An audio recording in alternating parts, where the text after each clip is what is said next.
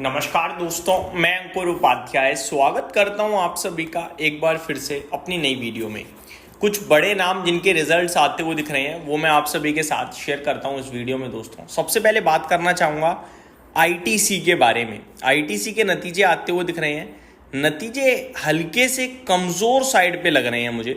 मैं आप सभी के साथ रिजल्ट डिस्कस करता हूँ, साथ ही साथ कंपनी ने डिविडेंड भी दिया है, वो भी डिटेल शेयर करूँगा।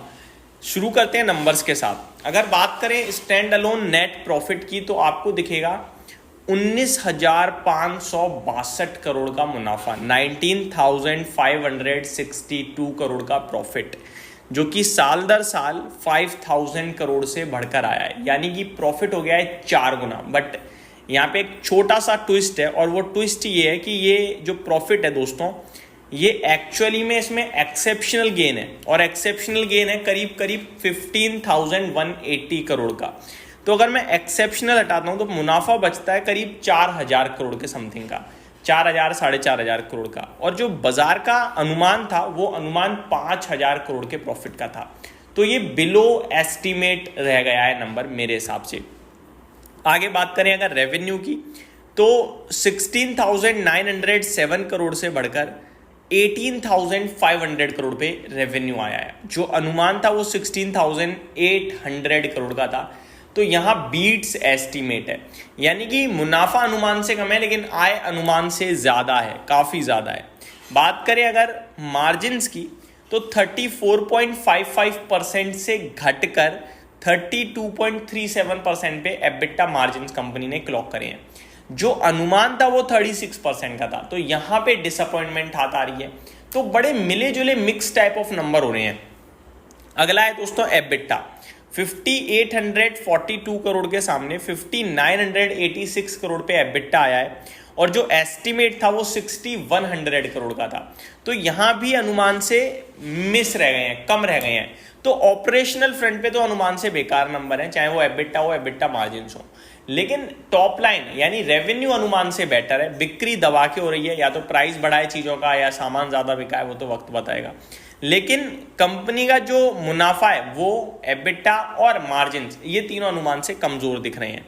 अब आता हूँ आगे। Company recommended final dividend of 7.85 rupees प्रति शेयर पर ऑर्डिनरी शेयर। तो 7.85 का डिविडेंड भी दिया है कंपनी ने। तो ये आईटीसी के नंबर्स हैं।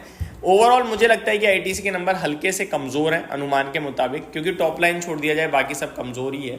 तो मैं इनको वीक नंबर ही मानूंगा।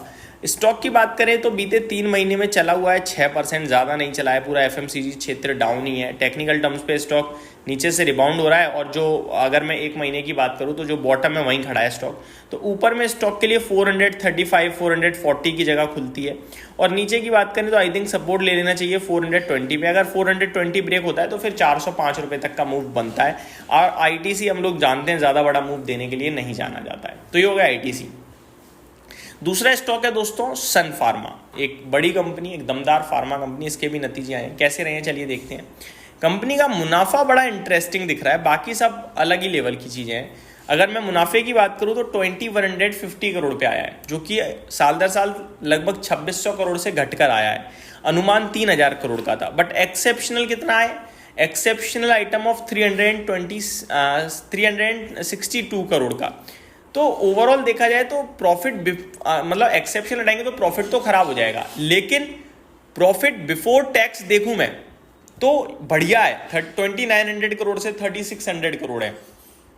रेवेन्यू में अगर देखूं तो 12,959 करोड़ पे है, जिसमें अनुमान 14,000 करोड़ का था। तो ये खराब है। ये भी बहुत ही मिक्स नंबर हो रहे हैं। मार्जिन्स की बात करें तो 28.68% पे आए हैं, अनुमान 27% का था। तो ये बढ़िया है। एबिटा देखूं तो 3,716 करोड़ पे आया, अनुमान 3,600 करोड़ का था। तो ये भी बढ़िया है। तो बड़े ही मिक्स टाइप ऑफ नंबर हो गए हैं। ऑपरेशनल बेसिस पे अच्छा है, एंड अगर आप टॉप लाइन बॉटम लाइन देखेंगे तो उतना अच्छा नहीं है। तो एबिटा मार्जिन्स को थम्स अप है, और रेवेन्यू और प्रॉफिट को थम्स डाउन है। तो ये मिले जुले से नंबर हैं। कंपनी ने 5.5 रुपये का डिविडेंड भी दिया है। आते हैं नेक्स्ट स्टॉक पे, तीसरे होनासा कंज्यूमर। एक ज़्यादा पुरानी कंपनी तो नहीं है, एक नई टाइप कंपनी है, लॉस मेकिंग कंपनी। अलग तरीके से लॉस तो नहीं बना रही है, अलग तरीके की थोड़ी सी कंपनी है। वैल्यूएशन जिसको हाई मिलते हैं, ऊपर से टूटा भी है काफ़ी। नंबर्स की बात करें तो इस बार भी कुछ खास मज़ा नहीं आ रहा है। 30.5 करोड़ के प्रॉफिट के सामने 25 करोड़ का प्रॉफिट आया है, घट गया है प्रॉफिट। और रेवेन्यू बढ़ा है लेकिन 471 करोड़ से 534 करोड़ का। मार्जिन्स घटे हैं 7% से 5% रह गए हैं। कामकाजी मुनाफा 33 करोड़ से घटकर 27 करोड़ रह गया है। तो मेरे को तो अभी भी ये स्टॉक नहीं लगता पोर्टफोलियो लाइक। TBZ की बात करते हैं दोस्तों। TBZ की बात करें तो stand alone net profit 12.5 crore से घटकर 10 करोड़ का रह गया है, तो खराब बोलूँगा मैं। रेवेन्यू 500 करोड़ से बढ़कर 530 करोड़ आ गया, तो ये अच्छा है। मार्जिन 6.13% से 6.94% पे है। कामकाजी मुनाफा 31 करोड़ के सामने 36.7 करोड़ पे है और 2 रुपये 25 पैसे का कंपनी ने डिविडेंड दिया है। तो नंबर आप मिले जुले कह सकते हैं, स्लाइटली बेटर कह सकते हैं।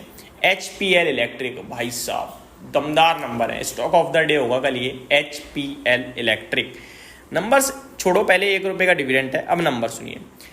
13 करोड़ से मुनाफा 32.7 करोड़ पे आया है। रेवेन्यू 410 करोड़ से 510 करोड़ हुआ है। 12.74% से मार्जिन 14.53% पे आए हैं। 52.6 करोड़ से एबिटा 74 करोड़ पे हो गया है ऑलमोस्ट।